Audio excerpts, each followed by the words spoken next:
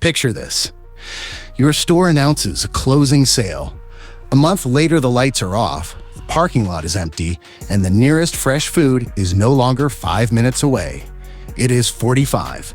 That is how fast normal life can break when one store disappears. Across the United States, retailers announced more than 7,000 store closures in a single recent year, almost a 70% jump from the year before. On a spreadsheet, it looks like right sizing. On your street, it feels like longer trips, higher prices, and a quiet signal that your neighborhood does not count. If your closest grocery shut down next month, how far would you have to travel for fresh food? Put the number in the comments, in minutes or in miles. This video is about 10 real closures and what they did to the people who live nearby. As you listen, picture the one store in your routine that, if it vanished, would hit you hardest. First, Cherokee, Alabama. For about 20 years, the Piggly Wiggly off Highway 72 kept Cherokee fed. It was the town's main grocery. When it closed, Cherokee became an official food desert. The nearest full groceries sit in other towns, around 18 miles away, including across a state line with higher food tax. Now put yourself in that town. Yesterday, your parents or grandparents drove 5 minutes for groceries. Tomorrow, every trip for fresh food is an 18-mile drive. If they do not drive, they depend on rides or church vans, or they settle for whatever the closest small shop has. One closure turns a simple errand into a costly journey.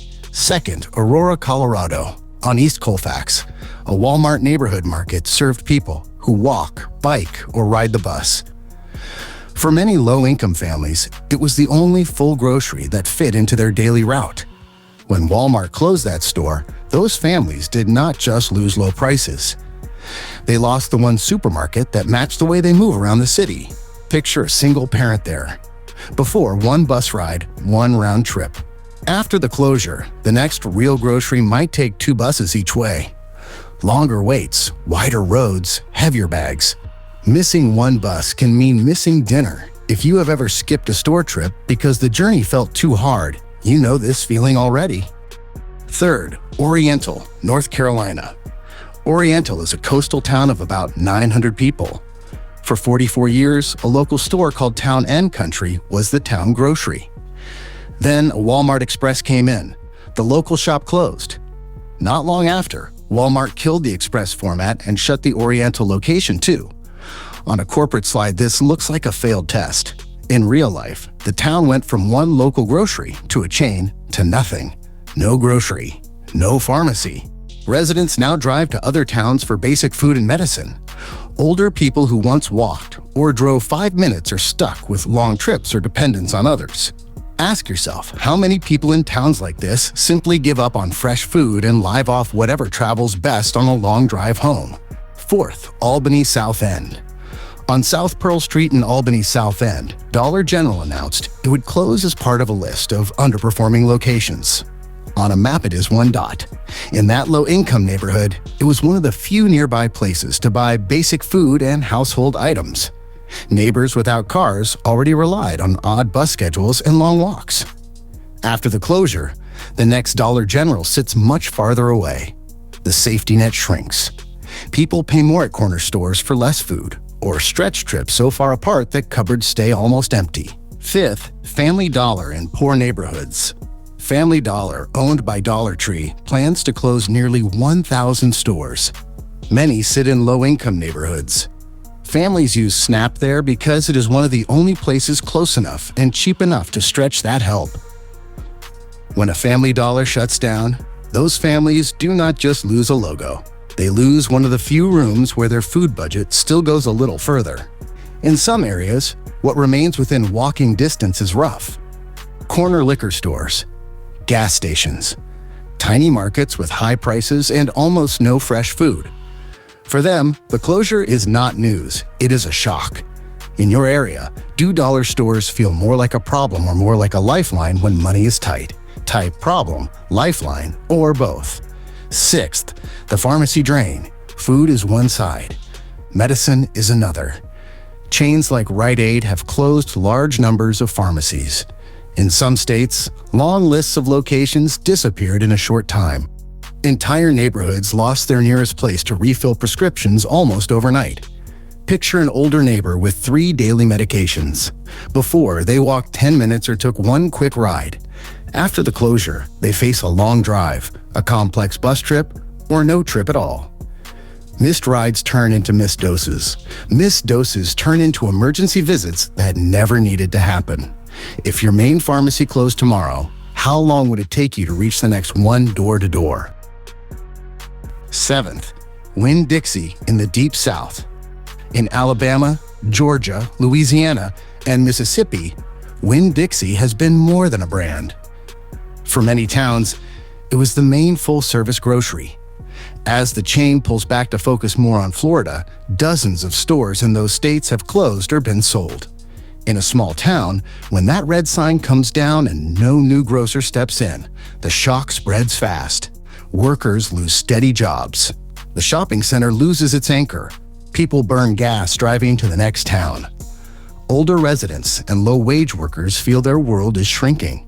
8th, the wider dollar store retreat.